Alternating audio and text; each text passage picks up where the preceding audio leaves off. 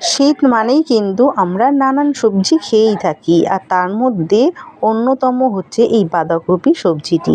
বাঁধাকপি আমরা অনেকেই অনেক রকমভাবে খেয়ে থাকি, তবে আমাদের বাঙালিদের কিন্তু এই মাছের মাথা দিয়ে বাঁধাকপির রেসিপি থাকলে আর অন্য কোনো রেসিপির প্রয়োজনই পড়ে না।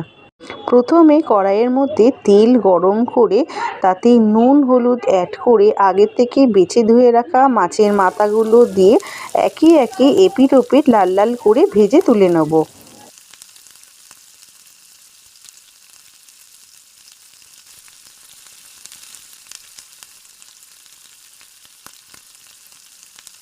এরপর ওই বাকি তেলের মধ্যে আগে থেকে ডুমো করে কেটে রাখা আলুগুলো বেশ লাল লাল করে ভেজে একটি পাত্রে তুলে নেব।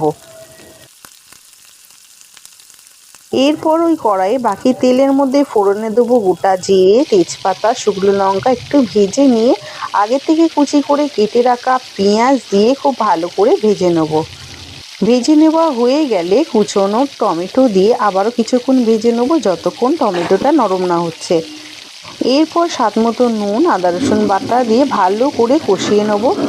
কষিয়ে নেওয়া হয়ে গেলে পরিমাণ মতন জল দিয়ে তাতে নিত্য প্রয়োজনীয় মশলাগুলো দিয়ে খুব ভালো করে কষিয়ে রান্না করব যতক্ষণ না মশলা থেকে তেল ছাড়ে। মশলা থেকে তেল ছেড়ে এলে কুচিয়ে রাখা বাঁধাকপিগুলো দিয়ে ভালো করে হাই ফ্লেমে মিনিট 5 কষিয়ে রান্না করে নেব। মশলার সাথে খুব ভালো করে মিশিয়ে নেওয়া হয়ে গেলে স্বাদ মতন চিনি, চেরা কাঁচা লঙ্কা দিয়ে আবারও খুব ভালো করে মিশিয়ে নেব। মিশিয়ে নেওয়া হয়ে গেলে আগে থেকে ভেজে রাখা মাছের মাথাগুলো দিয়ে খুন্তির সাহায্যে ভালো করে ভেঙে নিতে হবে।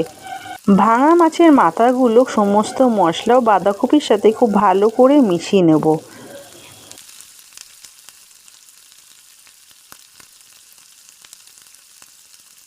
এরপর আলু ও বাঁধাকপি সেদ্ধ হওয়ার জন্য মিনিট 5 থেকে 7 মিনিট ঢাকনা চাপা দিয়ে রান্না করে নেব।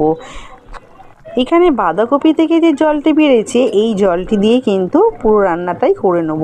এই জলটি শুকানো অবধি কিন্তু হাই ফ্লেমে রান্নাটাই করে নিতে হবে। বাঁধাকপি থেকে খুব ভালো করে জলটি শুকিয়েও গেছে, আর এখানে কিন্তু আমার বাঁধাকপি ও আলু খুব ভালোভাবে সিদ্ধ হয়ে গেছে এবং রান্নাটি কিন্তু আমার একেবারেই কমপ্লিট। তবে নামিয়ে নেওয়ার আগে স্বাদ মতন নুনের ব্যালেন্সটা চেক করে নিয়ে আর একটু নুন প্রয়োজন পড়েছিল নুন দিলাম, আর ঝালের জন্য গোলমরিচ গুঁড়ো আর গরম মশলা গুঁড়ো দিয়ে খুব ভালো করে মিশিয়ে নামিয়ে পরিবেশন করলে কিন্তু রেডি হয়ে যাবে মাছের মাথা দিয়ে বাঁধাকপির সুস্বাদু রেসিপিটি। মাছের মাথা দিয়ে বাঁধাকপির রেসিপিটি অনেকেই কিন্তু কম বেশি সকলেই জানেন, তবে নতুন রাঁধুনিদের বলছি এইভাবে যদি রান্না করেন তাহলে কিন্তু অন্য কোনো